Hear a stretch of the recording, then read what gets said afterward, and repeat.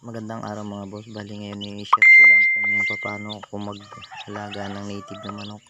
Sa akin, ang ginagawa ko 2 weeks ko bago pakawalan yung mga bago kong sisiw para mabilis na sila tumakbo at saka hindi sila naiiwan ng kanilang ng kanilang nanay. At pag dumaan sa damuhan yung nanay nila, hindi sila naiiwan. At kung merong mga kalaban man katulad ng uwak o bayawak, makakatakbo sila pagka nag-ingay yung nanay nila kasi malakas na yung kanilang katawan.